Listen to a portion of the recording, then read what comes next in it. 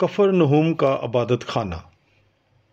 تب وہ کفرنہوم میں داخل ہوئے اور وہ فوراً سبت کے دن عبادت خانہ میں جا کر تعلیم دینے لگا، اور لوگ اس کی تعلیم سے حیران ہوئے، کیونکہ وہ انہیں فقیوں کی مانند نہیں بلکہ صاحب اختیار کی طرح تعلیم دیتا تھا۔ اور ان کے عبادت خانے میں ایک شخص تھا جس میں ناپاک روح تھی، جس نے چلا کر کہا، اے یسوع ناصری، تجھے ہم سے کیا کام؟ کیا تو ہمیں ہلاک کرنے آیا ہے؟ میں تجھے جانتا ہوں کہ تو کون ہے، قدوس خدا۔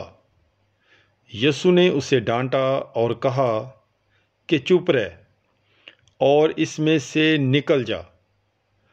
تب ناپاک روح اسے مڑوڑ کر اور بڑی آواز سے چلا کر اس میں سے نکل گئی، اور وہ سب حیران ہو کر آپس میں یہ کہتے ہوئے بحث کرنے لگے کہ یہ کیا ہے؟ ایک نئی تعلیم بااختیار۔ وہ ناپاک روحوں کو بھی حکم دیتا ہے اور وہ اس کی مانتی ہیں۔ فوراً اس کی شہرت جلیل کے سارے علاقہ میں پھیل گئی۔ پاک کلام کے پڑھے اور سنے جانے پر خداوند کی برکت ہو۔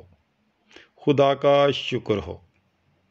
مقدس مرکز کی انجیل، اس کا پہلا باب 21 آیت سے لے کر 28 آیت تک۔ God bless you. Bible is life.